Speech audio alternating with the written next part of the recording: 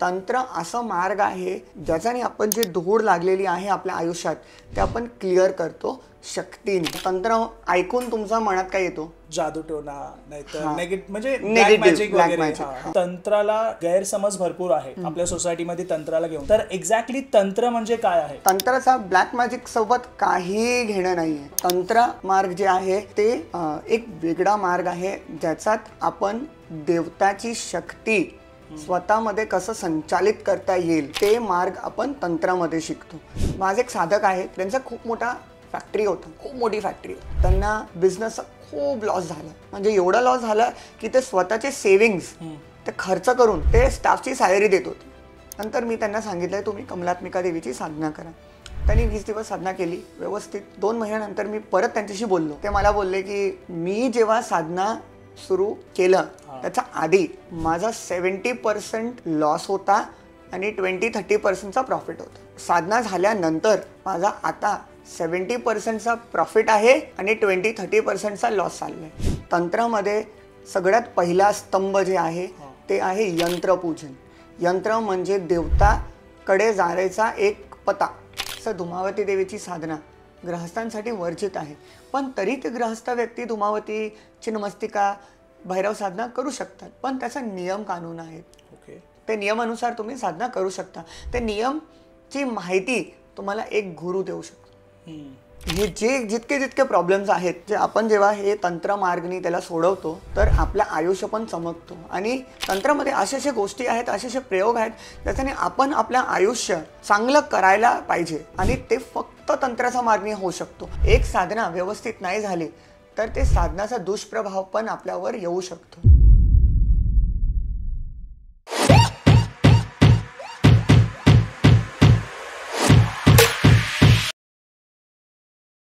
नमस्कार मित्रांनो, स्वागत आहे तुमचं अजून एका नवीन पॉडकास्टमध्ये. तर बऱ्याच लोकांना प्रश्न आहे की मंत्रावरती, बऱ्याच लोकांची रिक्वेस्ट होती की मंत्रावरती पॉडकास्ट त्यांना हवं आहे. तर आजच्या पॉडकास्टचे जे गेस्ट आहेत त्यांनी मंत्र, तंत्र ह्यावर खूप चांगला अभ्यास केला आहे आणि त्याच्यामध्ये काही डीप क्वेश्चन्स आहेत मंत्रावरती. आज आपण चर्चा करणार आहोत या पॉडकास्टमध्ये. तर आजच्या पॉडकास्टचे जे गेस्ट आहेत ते आहेत मेहुल वोरा आणि त्यांनी तंत्रावरती बुक बनवलं आहे. आणि खूप चांगला अभ्यास झाल्यानंतर त्यांच्या विचारांमध्ये ज्या गोष्टी होत्या त्या बुकमध्ये त्यांनी लिहिल्यात. तंत्र मंत्र या दोन्ही विषयांवरती बुक आहे. तेच सोडून आजच्या पॉडकास्टमध्ये जे आपले ऑडियन्स होते त्यांचे क्वेश्चन्स असायचे ते आजच्या पॉडकास्टमध्ये मी त्यांना विचारणार आहे. तर पॉडकास्ट एंडपर्यंत पहा. नमस्कार दादा. नमस्ते. तर पॉडकास्ट स्टार्ट व्हायच्या अगोदर एक शॉर्ट इंट्रोडक्शन तुमचं अगोदर आपल्या ऑडियन्सला द्या. माझं नाव मेहुल वोरा आहे.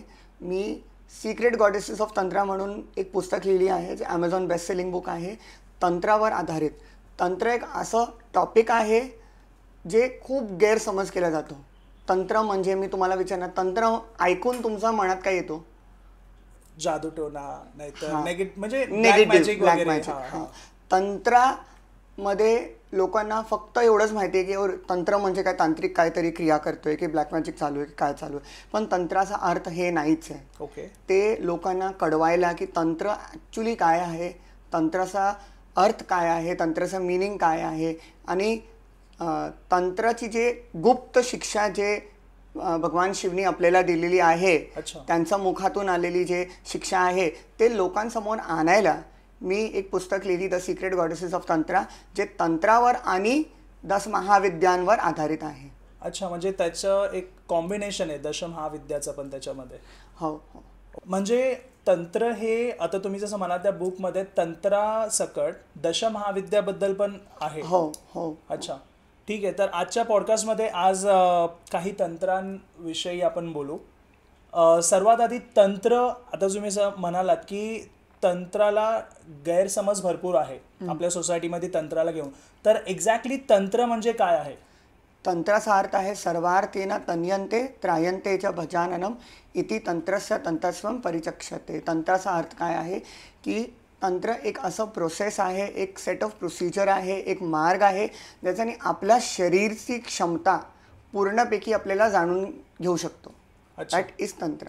ओके. आणि तंत्रामध्ये कुठल्याही देवी देवताचा साधने पूजन करायचं एक पूर्ण विधिविधान सांगितलेलं आहे की कसं एक देवी देवताची साधना करावं, कसं त्यांचा यंत्रपूजन करावं, कसं त्यांचा मंत्र जाप करावं आणि मग ते शक्ती आपल्या आतमध्ये संचालित झाल्यानंतर त्या शक्तीचा कसं प्रयोग करावं लोकांचा मदत करायला, त्याला तंत्र म्हणतात. तंत्राचा ब्लॅक मॅजिक सोबत काही घेणं नाही आहे. अच्छा, आता तुम्ही म्हणालात की तंत्राचा कनेक्शन देवाची भक्ती वगैरे मध्ये येतात, तर हे कसं येतं? आणि आता जसं मंत्राचे उच्चार वगैरे जसे असतात भक्ती करताना, तसं तंत्राचं काय असतं? प्रत्येक गोष्टी करायला एक प्रोसेस असतो. फॉर एक्झाम्पल आपल्याला मेडिसिन्स शिकायचं आहे तर त्याचा एक प्रोसेस आहे, त्याचा एक विधिविधान आहे. तसं 3 मार्ग असतात. एक आहे आपलं भक्ती मार्ग, एक आहे तंत्राचा मार्ग आणि एक आहे ज्ञानचा मार्ग.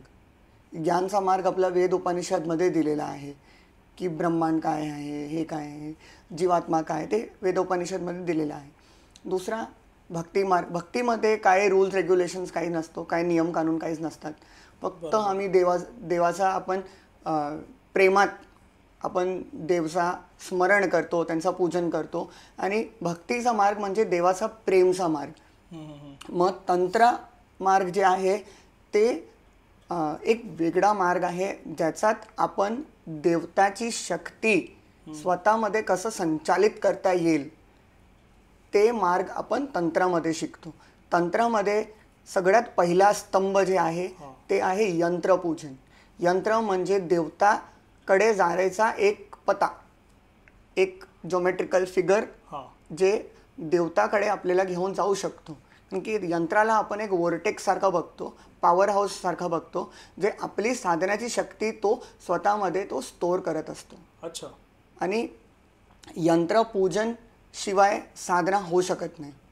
तर यंत्रपूजन नंतर मंत्र पण प्रॉपर मंत्राच असतात. त्याचा एक स्ट्रक्चर असतो, त्याचा एक प्रोसेस असतो आणि त्याचा एक काउंट असतो. ते झाल्यानंतर त्याचं आपण हवन करतो, तर्पण करतो, मार्जन करतो आणि ब्राह्मण भोज करतो. म्हणजे दशांश हवन, दशांश तर्पण, मार्जन आणि ब्राह्मण भोज असं करून हे पुरुषचरण कंप्लीट होतो.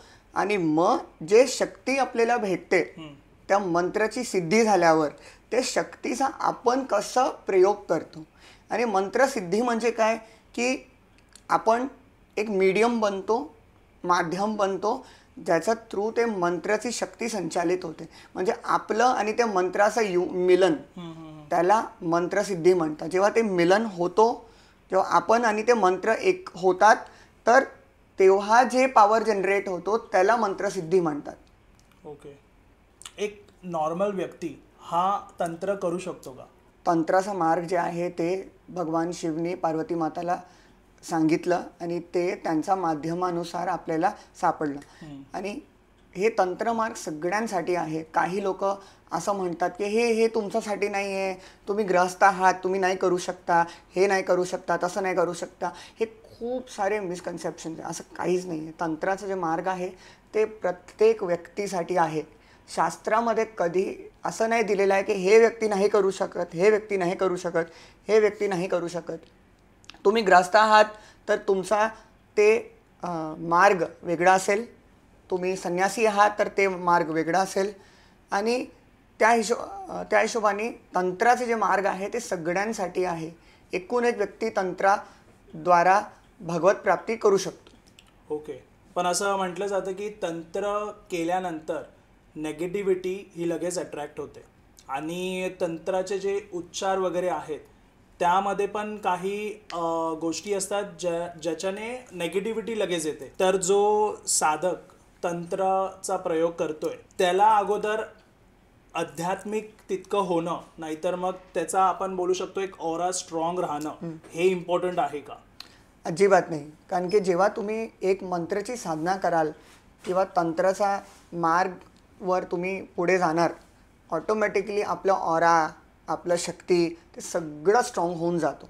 कुठलीही नेगेटिव्हिटी एक साधककडे येऊ शकत नाही.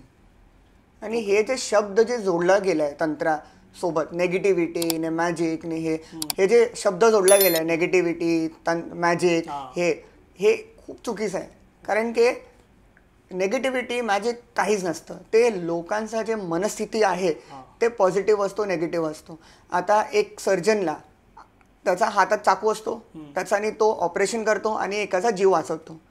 तेच चाकू आपण एखाद्या क्रिमिनलच्या हातात दिलं, तेच चाकू आपण एखाद्या क्रिमिनलच्या हातात दिलं, तो ते चाकू घेऊन क्राईम करतो. हो, करेक्ट. मग चुकी कोणाची? क्रिमिनल की डॉक्टरची? चाकू काय केलं त्याचं? चाकू तर त्यांनी चाकू त्याचं आहे. काम केलं. हां, चुकी आहे त्यांचा विकृतीची. हां, बरोबर आहे. डॉक्टर आहे, डॉक्टर लोकांची मदत करतो आणि त्याला त्याचा रिवॉर्ड भेटतो.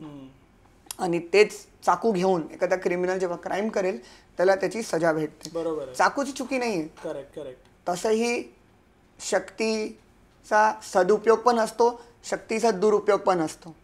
पण लोक जे आहे जे दुरुपयोग करतात म्हणून ते तंत्राचं नाव खराब झालेलं आहे. तर आता जसं पैसे, नाती, आजारपण ह्या सर्वाला घेऊन लोकांचं कुठे ना कुठे असतं की कार्मिक इश्यूमुळे मे बी पास्ट लाईफमध्ये अशा काही गोष्टी घडल्या असतील. कारण लोक ह्या जन्मामध्ये तर भरपूर पुण्य करणारे पण असतात, पण तरी त्यांच्या लाईफमध्ये ह्या गोष्टी चालू आहेत. पैशां रिलेटेड, नातीमध्ये प्रॉब्लेम्स, त्यांच्या रिलेशन्स इश्यू आहेत. परत कुणाच्या जॉबमध्ये त्यांना जॉब नाही मिळते, कुणाचं लग्न नाही होते, असे बरेच काही इश्यू आहेत. तर तंत्राने कार्मिक जो दोष आहे आपला तो आपण चेंज करू शकतो का? म्हणजे ह्या सगळ्या गोष्टी बऱ्या होऊ शकतात का? तुम्ही काय म्हणालात, बऱ्या होऊ शकता का? म्हणजे हे जे वेगळे वेगळे आजार आहे, पैशाचा प्रॉब्लेम आहे, रिलेशनशिप प्रॉब्लेम होतोय, जॉब प्रॉब्लेम होतोय किंवा शत्रूचा प्रॉब्लेम होतोय, हे सगळे वेगळे वेगळे आजार आहेत. हे आजारांना आपण तंत्रा मार्गनी बरं करू शकतो. तंत्र म्हणजे शक्ती. काही आपल्याला प्रॉब्लेम आलं म्हणजे एक साफ प्लेट आहे किंवा एक काच आहे, त्याच्यावरती धूळ लागलेली आहे. जोपर्यंत आपण ते धूळला क्लिअर नाही करणार तोपर्यंत आपण पुढे जाऊ शकत नाही. तंत्र असं मार्ग आहे ज्याच्याने आपण जे धूळ लागलेली आहे आपल्या आयुष्यात ते आपण क्लिअर करतो शक्तीने. ओके. देवी कृपेने, देवीची भक्तीने आणि देवीची शक्तीने. जेव्हा तो धूळ क्लिअर होतो तर काच जे आहे ते चमकतो. तसं जेव्हा धूळ आपल्या आयुष्यात हे जितके जितके प्रॉब्लेम्स आहेत जे आपण जेव्हा हे तंत्र मार्गनी त्याला सोडवतो तर आपलं आयुष्य पण चमकतो. आणि तंत्रामध्ये अशा गोष्टी आहेत, असे प्रयोग आहेत ज्याच्याने आपण आपलं आयुष्य चांगलं करायला पाहिजे. ओके. आणि ते फक्त तंत्राचा मार्गाने होऊ शकतो. म्हणून मी जेव्हा तुम्ही विचारलात ना की तंत्राचा अर्थ काय, म्हटलं तंत्र म्हणजे आपल्या शरीराची क्षमता पूर्णपैकी बाहेर आणणं. अच्छा. म्हणजे एखादा साधारण व्यक्ती असेल, त्याला शत्रू परेशान करतात किंवा त्याच्या आयुष्यात काही प्रॉब्लेम आहे, तो काही करू शकत नाही, तो सोडू शकत नाही. पण जेव्हा तो व्यक्ती तंत्र साधना करतो आणि देवी साधना करतो, साधना झाल्यानंतर सिद्धी भेटणारच. करेक्ट. सिद्धी भेटणार. सिद्धी झाली मग जे साधना आपण केली त्या साधनाचा फळ स्वरूप ते जे प्रॉब्लेम आपल्या आयुष्यात आहे ते आपोआप सोडता येत. आता तुम्ही जसं म्हणत होता की देवीची साधना केल्याने तसे तुम्हाला रिझल्ट्स येतात लाईफमध्ये, तर देवीची साधना म्हणजे नेमकं काय? तंत्र जे आहे ते साधनेचा मार्ग आहे. प्रत्येक देवी देवता काही ना काही तरी डिपार्टमेंट बघतात. जसं धन पाहिजे आपण माता लक्ष्मीकडे जातो, ज्ञान पाहिजे माता सरस्वतीकडे जातो, सुरक्षा पाहिजे आपण दुर्गादेवीकडे जातो, कालीमाताकडे जातो, शत्रू आपल्याला त्रास देतात आपण माता बगलामुखीकडे जातो. तर हे वेगळे डिपार्टमेंट आहे, वेगळे शक्ती आहे, वेगळे फ्रिक्वेन्सी आहेत. तर आपण जेव्हा साधना करतो एक पर्टिक्युलर फ्रिक्वेन्सीला आपण टॅप इन करतो. म्हणजे मला ज्ञान पाहिजे तर मी माता लक्ष्मीकडे नाही जाणार की हे माता लक्ष्मी मला ज्ञान दे, मी जाणार माता सरस्वतीकडे की हे माता सरस्वती मला ज्ञान दे. मला धन पाहिजे मी माता लक्ष्मीकडे जाणार. तर धनची जी फ्रिक्वेन्सी आहे, धनची जी अधिपती आहे ते माता लक्ष्मी आहे.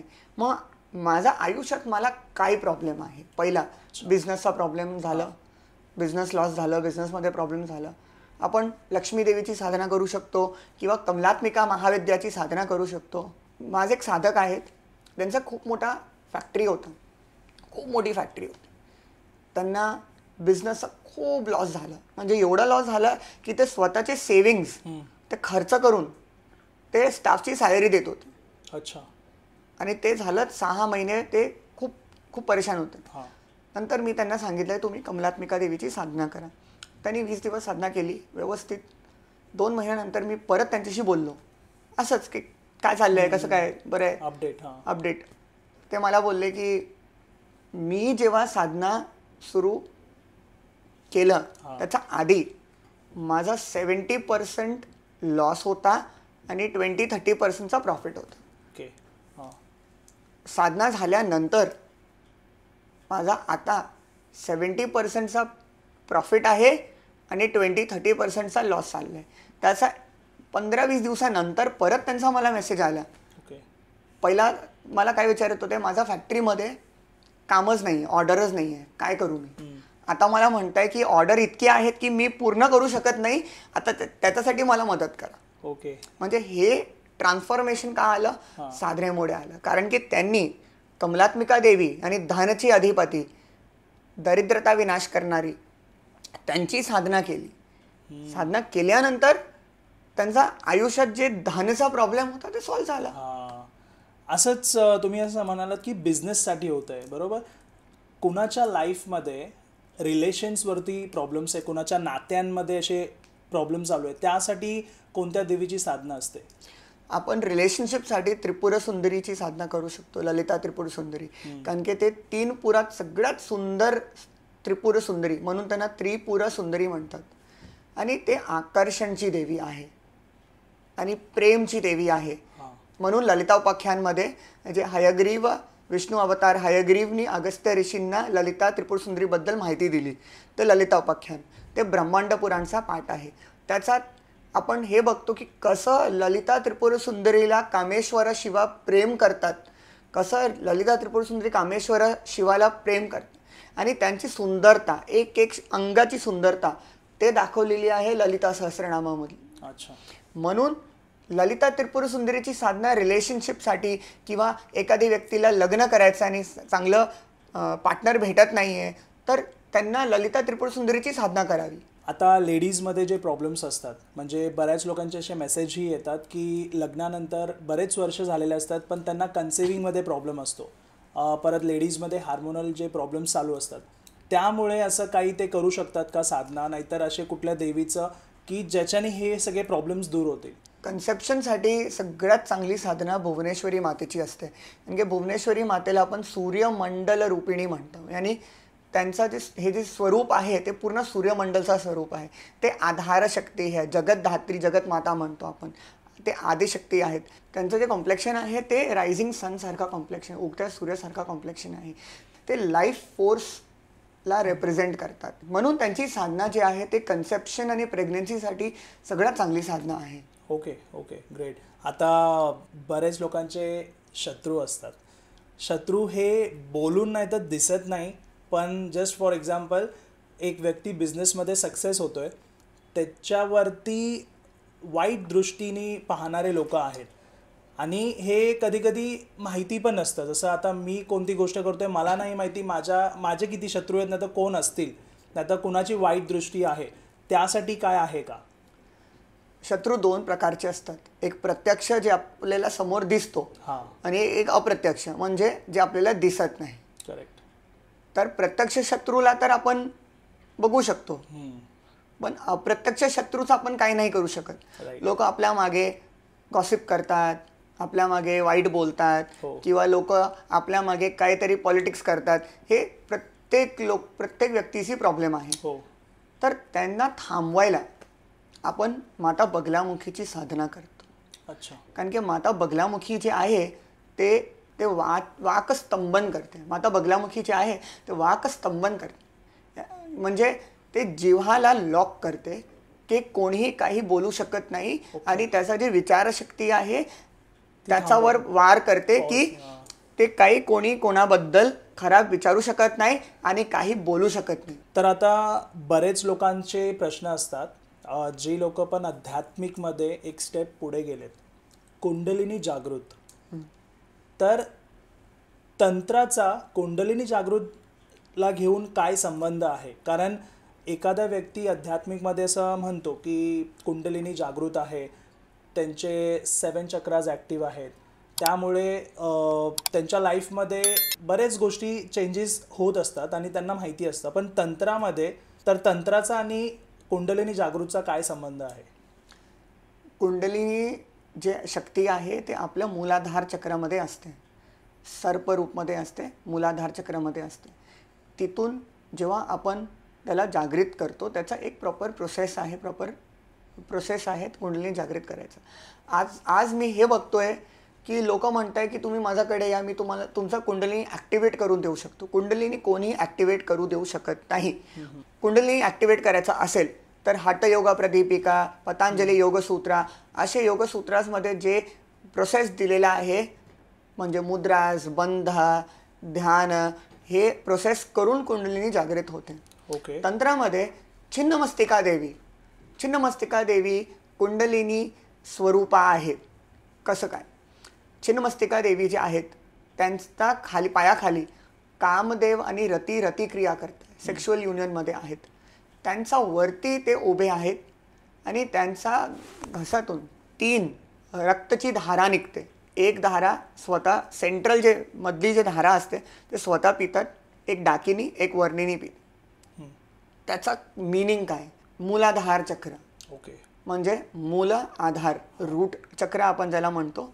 पण त्याचा दुसरा अगर मी मीनिंग बघितलं, मूल म्हणजे रूट, आधार, मूल आधार काय? आपलं sexual union, sexual energy, kundalini शक्ती. त्याला आपण जेव्हा वरती घेतो तर आपले 3 नाडी ॲक्टिवेट होते. ओके. ते वरती जाताना 3 ग्रंथीला भेदून जाते, ब्रह्मग्रंथी, रुद्रग्रंथी आणि विष्णू ग्रंथी भेदून वरती जाते आणि आपली कुंडलिनी शक्ती जेव्हा जागृत होऊन सहस्र चक्राला भेटते तर तिथून निघतो एक अमृत. जो व्यक्ती तो अमृतचा पान करतो तो व्यक्ती योगिक सिद्ध पुरुष असं आपण सांगू शकतो. अच्छा. ते वरती जाताना ते अमृत कुठून निघतो? वरती जाताना निघतो अमृत सुषुम्ना नाडीतून. 3 नाडी असते. असं आपण बघायला गेलो तर 72,000 नाडीज आहेत. पण 3 मुख्य नाडी आहे, इडा, पिंगला आणि सुषुम्ना. जे अमृत कुंडलिनी जागृत झाल्यानंतर सहस्र चक्रातून सुषुम्ना नाडीचा अमृत जे निघतो ते व्यक्ती स्वतः पान करतो, तो योगिक सिद्ध पुरुष आहे. त्याला योगिक सिद्धीची प्राप्ती झालेली आहे. जो कुंडलिनी शक्ती जागृत झाल्यानंतर सुषुम्ना नाडीतून जेव्हा निघतो तो अमृत जो पान करतो तो सिद्ध पुरुष आहे. तर एखाद्या व्यक्तीला जर तंत्र शिकायचं आहे आणि त्याला तंत्राबद्दल अगोदर काहीच माहिती नाही आहे, पण ह्या सगळ्या गोष्टी आता यूट्यूब, फेसबुकवर पाहून शिकायला ट्राय करतात, नाहीतर वेगवेगळे प्रयोग करतात लोक, तर हे करणं कितपत योग्य आहे? जर कुणाचा गुरु नाही आहे तर गुरुशिवाय तंत्र शिकणं हे कितपत योग्य आहे? आता मी बघतोय खूप लोक पॉडकास्ट बघतात, रील बघतात, तिथे काय मंत्र दिलेला आहे, तिथे काय प्रोसेस सांगितलेली आहे ते घेऊन साधना करतात. खूप लोक आहेत ते फक्त म्हणतात की मी शिवजीला माझा गुरु मानतो आणि मी साधना चालू केली. खूप लोक आहेत ते स्वतःचं पुस्तक घेतात आणि खूप सारे आता पुस्तक भेटतात, ते वाचतात आणि ते स्वतः साधना सुरू करतात. आता तुम्हाला मी एक प्रश्न विचारतो की समजा एक व्यक्ती येतो आणि झोपेतून उठला आणि म्हणतो चला आज मला ना डॉक्टर बनायचा मूड होते, आज जातो आणि मी कोणाची हार्टची सर्जरी करतो. करू शकतो का? नाही. यूट्यूबमध्ये सर्जरीचे व्हिडिओज किती बघताय तुम्ही? आहेत ना, खूप सारे आहेत. मग ते एक साईडला व्हिडिओ लावलं आणि दुसऱ्या हाताने तो सर्जरी करतो, करू शकतो का? नाही. सर्जरीचं पुस्तक वाचून तो करू शकतो का? नाही. मग अध्यात्मामध्ये आपण का करतात? करेक्ट. त्याला जर सर्जरी शिकायची आहे तर त्याला काय करावं लागेल? अगोदर त्याला प्रॉपर गुरु म्हणजे ट्रेनिंग आणि ते शिकवतात जे टीचर आहेत त्यांचे. आणि कोण शिकवणार? जे स्वतः एक सर्जन आहे. म्हणून भगवद्गीतामध्ये सांगितलेलं आहे तद्विधी प्रणिपातेन परिप्रश्नेन सेवया उपदेशांती ते ज्ञानम ज्ञानीनास तत्वदर्शन. तद्विधी प्रणिपातेन म्हणजे आपण एखादा गुरुला प्रश्न विचारायला पाहिजे. तद्विधी प्रणिपातेन परिप्रश्नेन सेवया. मग ते गुरु तुम्हाला उपदेश देणार, उपदेशांती ते ज्ञानम, आणि तुम्हाला ज्ञानची प्राप्ती होणार. पण उपदेश तुम्हाला कोण देणार? जो तत्वदर्शिना आहे म्हणजे जो एक्सपर्ट आहे. गुरुचा सामान्य शब्दात अर्थ म्हणजे एक्सपर्ट, ज्याला माहिती आहे, त्यांनी ह्या गोष्टी केलेल्या आहेत. असे गुरु आज झालेले आहेत जे काहीही शिकवतात, ज्याचा आधार शास्त्र नाहीये. अशा गुरुची सानिध्य म्हणजे विजाला हात लावणं. करेक्ट. डेंजरस. करेक्ट. आपण म्हणतो ना, एक आंधळा दुसऱ्या आंधळ्याला रस्ता दाखवतो. राईट. एक आंधळा दुसऱ्या आंधळ्याला रस्ता दाखवतो, मग काय होणार? दोघांचा ऍक्सिडेंट होणार. आपण तसंच करतोय. म्हणून आपल्याला एक गुरु असं पाहिजे ज्यांनी शास्त्राचं अध्ययन केलेलं आहे, ज्यांनी स्वतः साधना केली असेल आणि ज्याचे स्वतःचे गुरु असेल. आणि ते असे गुरु जेव्हा शिक्षा देतात म्हणजे ते एक्सपर्ट आहेत आणि ते शिक्षा देऊ शकतात, म्हणजे ते खरी शिक्षा तुम्हाला देणार. मी खूप असे गुरूंचा बघतो की तुम्ही हे करा झालं साधना, काहीतरी ड्रॉ करा झाली साधना. हेचा प्रमाण कुठे? आपण कुठलाही एखादा गुरुला ऐकतो, त्यांची शिक्षा बघतो, पण त्या शिक्षाचं प्रमाण तर पाहिजे.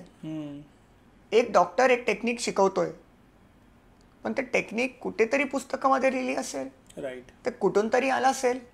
म्हणून कुलरनवा तंत्रात गुरुला ना मधुमक्खी म्हण. गुरुला मधुमक्खीचं उदाहरण दिलेलं आहे. गुरु मधुमक्खी सारखे. मधुमक्खी म्हणजे एक फुलचा रस घेऊन मधु नाही बनवते ती. बरोबर. मधुमक्खी अनेक फुलाचा रस घेऊन मधु बनवते. ओके. ओके. फुल आपण कधी चावणार ना तर आपल्याला गोड नाही वाटणार, पण मधु जे आपण घेतो ते गोड असते. म्हणजे गुरु जे आहे ते फक्त शास्त्राचं ज्ञान नाही देत, ते शास्त्राचं ज्ञान, स्वतःचा अनुभवाचं ज्ञान ते तुम्हाला देतो. म्हणून एक चांगलं गुरु होणं गरजेचं आहे.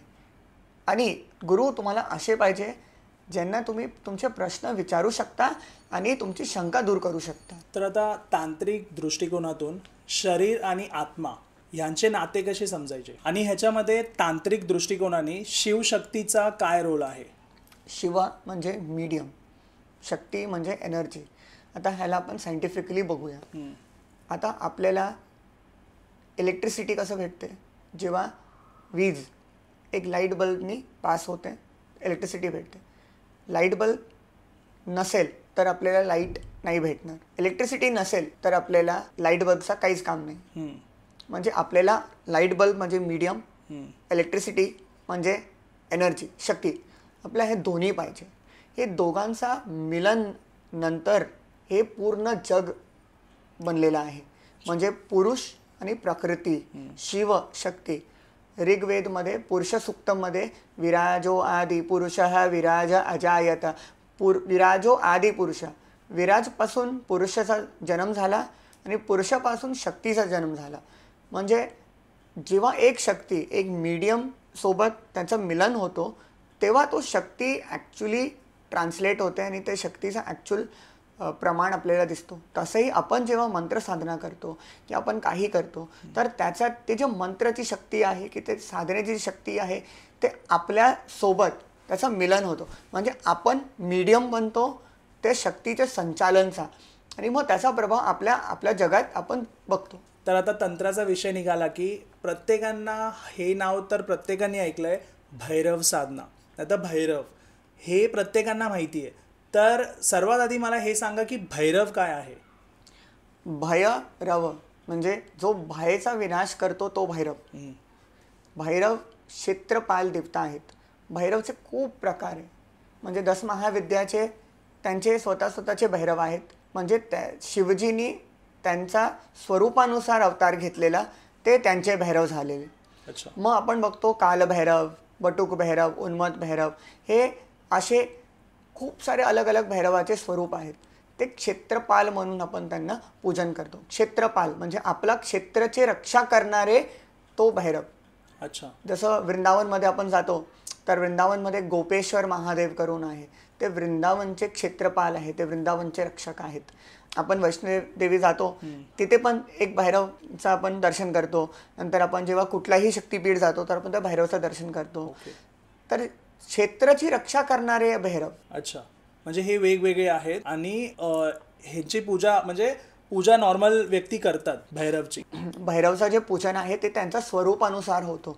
जसं कालभैरवचा पूजनचा विधिविधान वेगळा आहे आणि बटुक भैरवचा वेगळा आहे. तर नॉर्मल व्यक्ती ही भैरव साधना करू शकतो का? हो, एक सामान्य व्यक्ती कुठलाही साधना करू शकतो. भैरव साधना असो, देवी साधना असो किंवा कुठलाही साधना एक सामान्य व्यक्ती करू शकतो. त्याचा फक्त प्रोसेस विधिविधान अनुसार ते माहिती त्यांना पाहिजे. जसं कालभैरवची साधना ग्रहस्थांसाठी वर्जित आहे, असं धुमावती देवीची साधना ग्रहस्थांसाठी वर्जित आहे. पण तरी ते ग्रहस्थ व्यक्ती धुमावती, चिन्मस्तिका, भैरव साधना करू शकतात. पण त्याचा नियम कानून आहेत. ओके. ते नियमानुसार तुम्ही साधना करू शकता. ते नियमची माहिती तुम्हाला एक गुरु देऊ शकतो.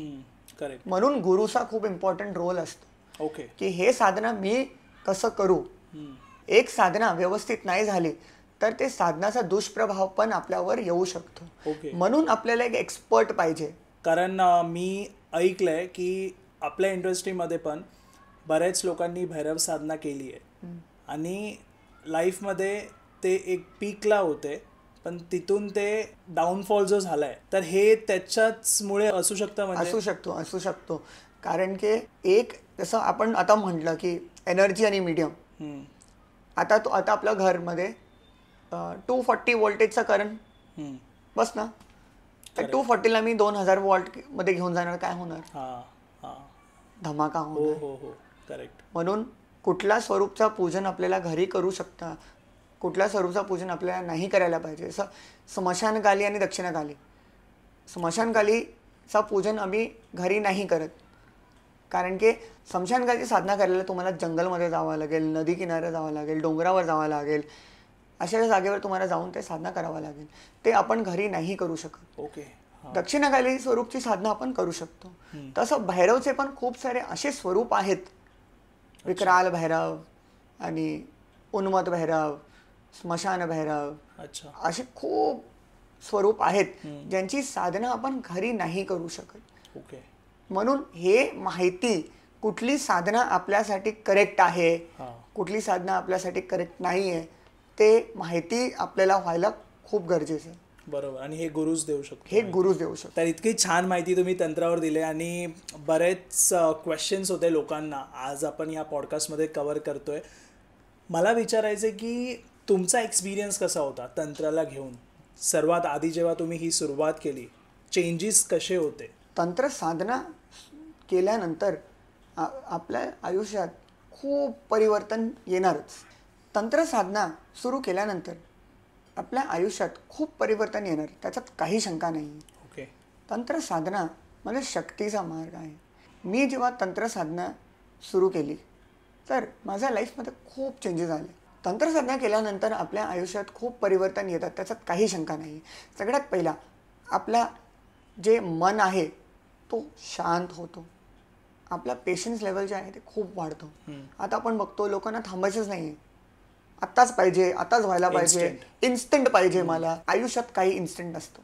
ते जे शिक्षा आहे, ते जे अनुभव आहे, नंतर तंत्र साधना केल्यानंतर आपल्या मनात एक आनंद येतो. अच्छा. तंत्र साधना केल्यानंतर आपलं मन खुश असतो. आपल्याला आपण काय बघतो? हॅपीनेस. काय भांडण झालं, काय झालं, फिरायला जातो, फिरून येतो, परत सेम. आपली जी खुशी आहे ते खूप टेम्पररी आहे. आपली खुशी खूप टेम्पररी आहे. आता राग आला, बाहेर पडालो, काय खायला गेलो, खाऊन आलं, परत सेम. कुठे फिरायला गेलो, जाऊन आलो, परत सेम. पार्टी करून आलो, परत सेम. आपली हॅपीनेस थोडीशीच आहे. आणि आपल्याला पाहिजे काय? हॅपीनेस, खुशी. आपण ते शोधतो, ते शोधत असतो. पण जेव्हा आपण तंत्र साधना करतो त्याच्याने जे आपल्या मनात जे खुशी येते ते दुसरा कुठलाही मार्गाने नाही येणार. ओके. अच्छा. साधनाचा जे आनंद येतो, आता माझे खूप सारे साधक म्हणतात की पहिला तर आम्हाला वाटलं की हे कसं करणार आम्ही, होणार नाही आमच्यानी. मग जेव्हा त्यांनी सुरू केली मग ते आता म्हणतात की एक दिवस मी हे नाही करत तर मला चांगलं नाही वाटत. अच्छा. हां. म्हणजे हे आनंद तंत्र साधनाने येतो. नंतर देवतावर, भगवानवर आपलं जे विश्वास आहे ते खूप दृढ होतो, खूप स्ट्रॉंग होतो. ओके. ओके. मग आपण म्हणतो की अरे काय नाही, आई आहे, देवी आहे, बघेल. काम झालं, चांगलं झालं, देवी कृपेने झालं. नाही झालं तरी नाही झालं देवी बघेल. आपण सगळ्या गोष्टी देवीवर सोडतो, भगवानवर सोडतो. ते सरेंडर येतो, तो शरणागत येतो, ते तंत्र साधनाने येतो. अच्छा, ओके. आणि त्याच्याने काय, खूप लोकांचा अनुभव काय होता, पहिला मला प्रॉब्लेम्स माझे खूप मोठे वाटायचे. आता पण प्रॉब्लेम्स आहेत, पण आता ते प्रॉब्लेम जे मोठे होते आधी जे मला वाटायचे ते आता मला छोटे वाटते. अच्छा. त्यांचा जे दृष्टिकोन आहे ते बदलला. ह्या असे परिवर्तन तंत्रसाधनाने येतात. एक माझा साधक होता, ज्याला त्यानं मी शिकवलं. त्याचा सगळ्यात पहिला प्रश्न होता, माझी बायको मला हे करू देणार नाही. ओके. माझी बायको मला हे करू देणार नाही, तिला विश्वास नाही आहे. ती म्हणते तू हे काय चालू केलं, हे काय, हे काय करायचं हे करून. ओके. नंतर मी देवीला प्रार्थना केली, साधना सुरू केली. आणि आता माझी बायको म्हणते, अरे तू मला साधना करायला जायचं नाही का. ओके, समोरून विचारतात. म्हणजे असे परिवर्तन, म्हणजे जी बायको तयार न होती तयार झाली. करेक्ट. आयुष्यात खूप सारे प्रॉब्लेम्स होते, सॉल्व्ह झाले. तुम्हाला एखादी इच्छा झाली की हा मला हे काम माझा व्हायला पाहिजे, की हे व्यक्ती माझं मीटिंगमध्ये आला नाही पाहिजे, आला तर गडबड होईल. तंत्रसाधना झाल्यानंतर फक्त देवीला इच्छा केली, देवीची प्रार्थना केली, इच्छा केली, काम जसं तुम्हाला पाहिजे तसं होतो. तो व्यक्ती नाही येणार. ओके. माझे एक साधक आहेत, ते एक खूप चांगल्या पोझिशनवर आहे. त्यांना 2 शत्रू खूप त्रास देत होते.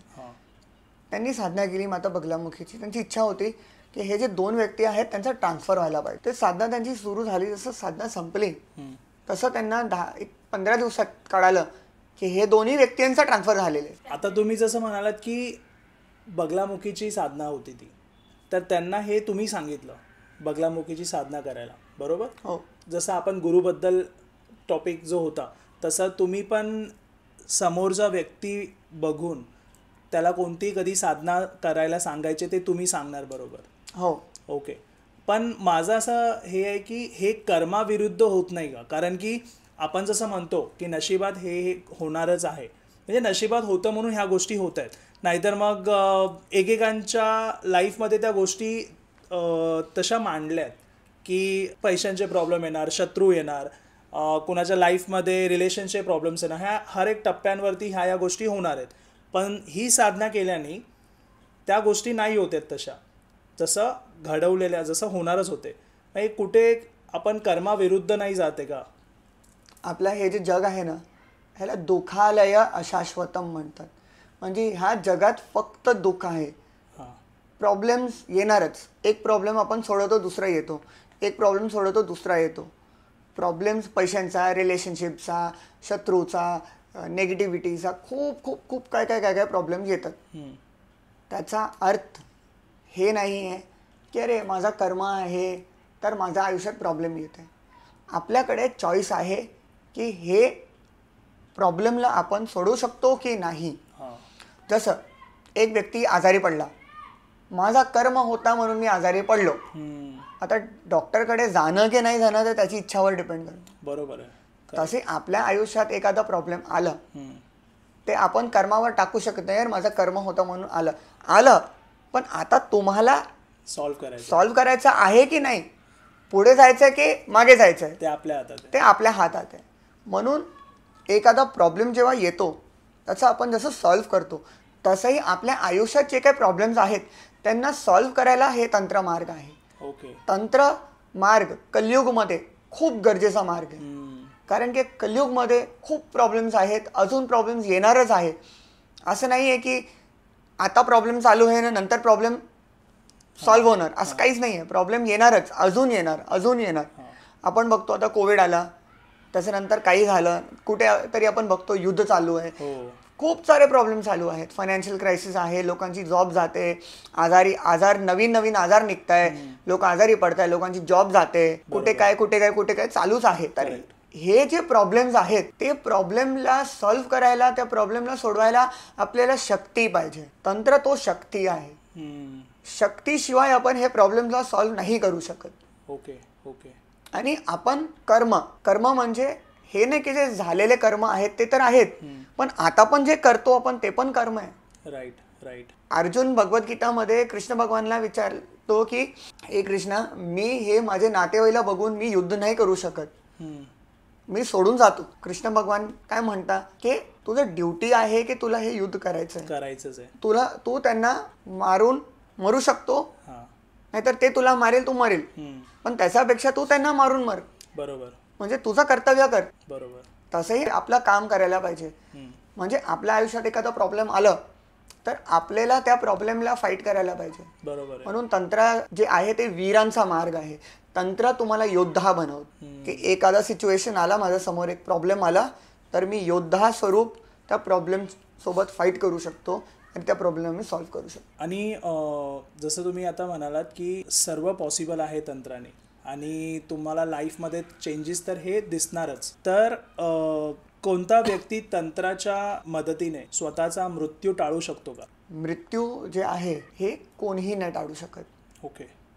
पद्मपुराणच्या अनुसार ब्रह्मदेव त्यांची पण मृत्यू होते, त्यांचा 100 वर्षाचा आयुष्य आहे. मृत्यू जे आहे हेच सत्य आहे.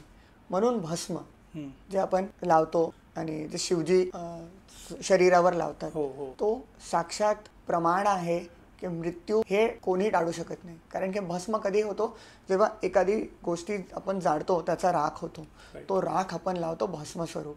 करेक्ट. हे सत्य आहे. मृत्यू कोणीही टाळू शकत नाही, ब्रह्मदेव पण नाही.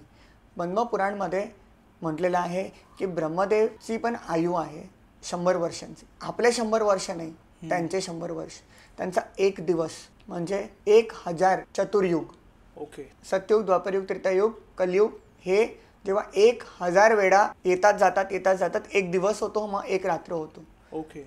असे 360 दिवस, एक वर्ष, असे 100 वर्ष ते ब्रह्मदेवची आयु. त्याच्यानंतर त्यांची पण मृत्यू होणार. ओके. त्यांची मृत्यू ते टाळू शकत नाही, तर आपण कसं टाळू शकतो? म्हणून काली माता, म्हणून महाकाली, काल स्वरूपा. काल म्हणजे मृत्यू, काल म्हणजे टाइम. राईट. टाइम पण जे आहे, समय पण आहे, तो मृत्यू स्वरूप आहे. कारण की बघा, काल काय झालेलं ते परत येणार का? नाही.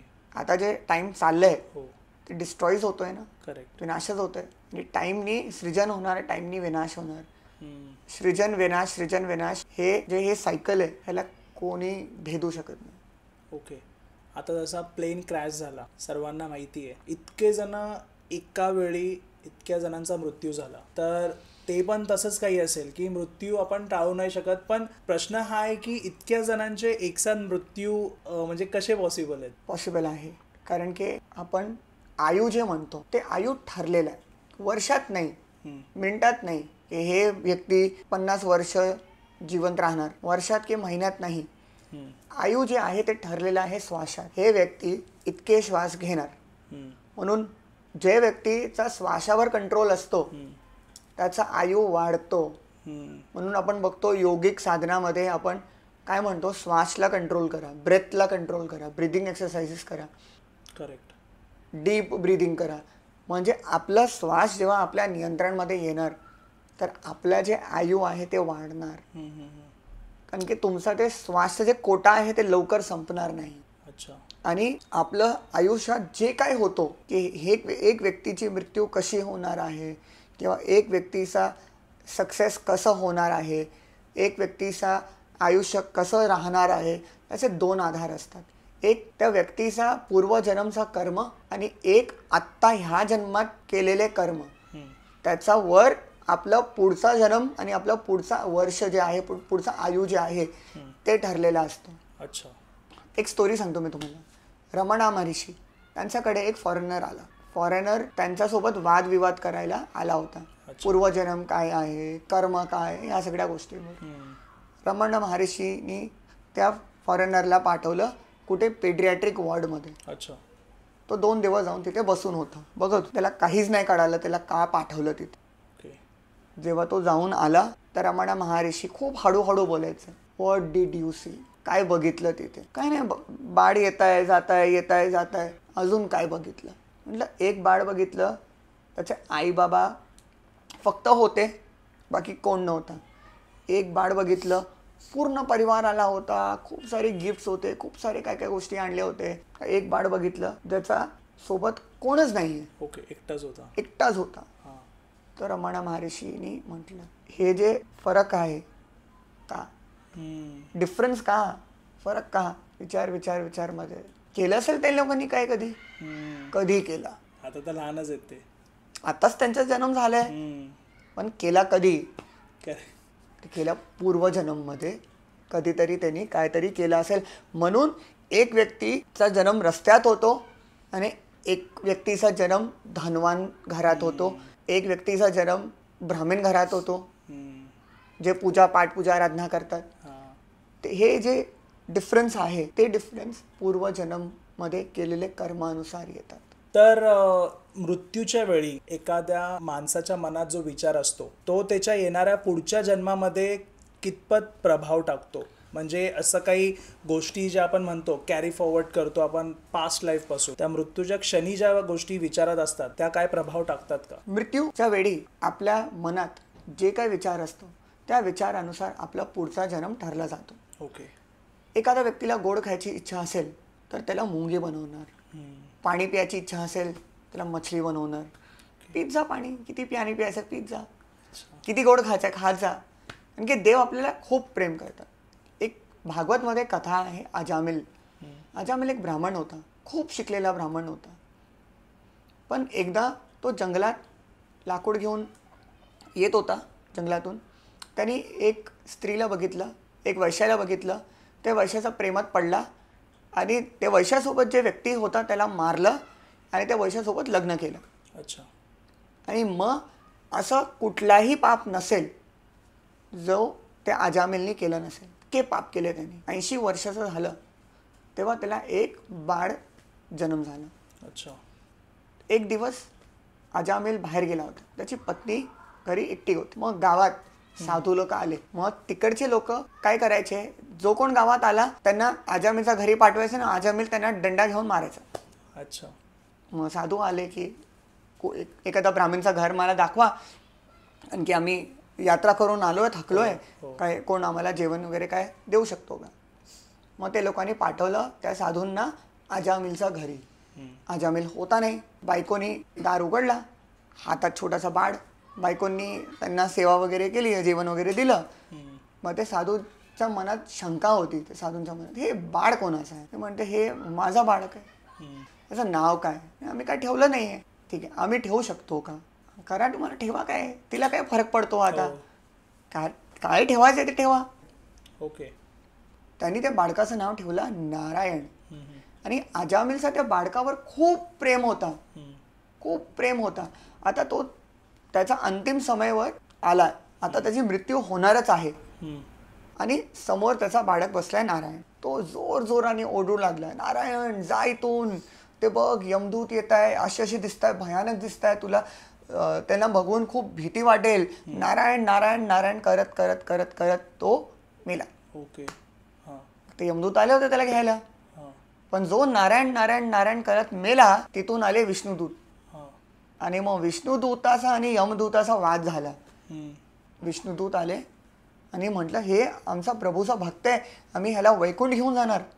यमदूत म्हणाले की तुम्हाला वेळ लागली आहे का, हे सगळ्यात मोठा पापी आहे, एक पाप नाही आहे आणि नाही केलंय ते आम्हाला नाही माहीत. विष्णुदूत बोलताय ह्यानी अंतकालमध्ये प्रभूचं नाव घेतलं म्हणून तो प्रभूकडे जाणार. भगवद्गीताचा 8वा अध्यायामध्ये अंतकालेच्या मामेव स्मरणम मुक्ता कलेवरम. भगवद्गीतामध्ये चॅप्टर 8 5वा श्लोक, अंतकालेच्या माम एवा स्मरणम मुक्ता कलेवरम. म्हणजे अंतकालमध्ये माझा स्मरण जो करणार तो सगळ्यात त्रासाने मुक्त होणार आणि तो माझा स्मरण करणार तो माझ्याकडे येणार. पण गरुड पुराणमध्ये लिहिलेलं आहे की अंतकालमध्ये आपल्या शरीरात 1000 बिच्छूचा डंख सारखा त्रास होतो. आणि अशा त्रासमध्ये आपण भगवानचं स्मरण नाही केलं तर जे स्मरण करणार, जसं स्मरण करणार तसं आपल्याला पुढचा जन्म भेटणार. बरोबर आहे, करेक्ट. तो स्मरण आपण करू शकणार, त्याच्यासाठी आत्तापासून ते प्रॅक्टिस करायला पाहिजे. तर ते तुम्ही करू शकणार एंडला. मनात देवताचं स्मरण असेल तर मृत्यूच्या वेळी आपल्याला देवताचं स्मरण होणार. बरोबर आहे. मृत्यूच्या वेळी आपल्याला देवताचं स्मरण नसेल तर आपण परत हे जन्म मृत्यू जरा व्याधीच्या सायकलमध्ये पुन्हा पुन्हा पुन्हा पुन्हा फिरत जाऊ, अडकून जाणार. हो बरोबर आहे. तर दादा एखाद्या व्यक्तीला तंत्र शिकायचं असेल, हा पॉडकास्ट पाहिल्यानंतर बऱ्याच लोकांना ह्या गोष्टीबद्दल माहिती पण पडलं की तंत्रानंतर बऱ्याच गोष्टी पॉसिबल आहेत, तर त्याची जर्नी तो स्टार्ट कशी करू शकतो? सगळ्यात पहिला पॉडकास्ट रीलमध्ये जे तुम्हाला मंत्राज वगैरे भेटतात ते पूर्ण इन्फॉर्मेशन शिवाय, पूर्ण जानकारीशिवाय करू नका. ओके. पूर्ण माहिती नसेल तर त्या गोष्टीत हात टाकू नका. पहिला त्या प्रोसेसबद्दल माहिती घ्या, एखाद्या एक्सपर्टला भेटा. माझी book secret goddesses of Tantra ते वाचू शकता. त्याच्यात तुम्हाला तंत्र काय आहे, तंत्रामध्ये काय काय गोष्टी असतात, तंत्रामध्ये गुरुचा काय रोल असतो, तंत्रामध्ये काय काय प्रोसेस करावा लागतात आणि जसं महाविद्या कोण आहेत त्यांचं पूर्ण माहिती आहे. माहिती तुम्हाला असेल तर तुम्हाला ठरवता येईल की हां हे मार्ग बरोबर आहे की नाही, इथून मला शिकायला पाहिजे की नाही. म्हणून पहिला माहिती घ्या, बरोबर, आणि त्याच्यानंतर तुम्ही त्या मार्गवर पुढे चाला. तर थँक्यू सो मच दादा, तुम्ही तुमचा इतका टाईम देऊन तुम्ही इतकी चांगली माहिती आज तंत्राविषयी आपल्या प्रेक्षकांना दिले. Thank you very much. तुमच्या मनात काही तंत्राबद्दल काही प्रश्न असतील तर कमेंट्समध्ये नक्की लिहा आणि मी नक्की त्यांचं उत्तर देईन. Thank you so much. थँक्यू.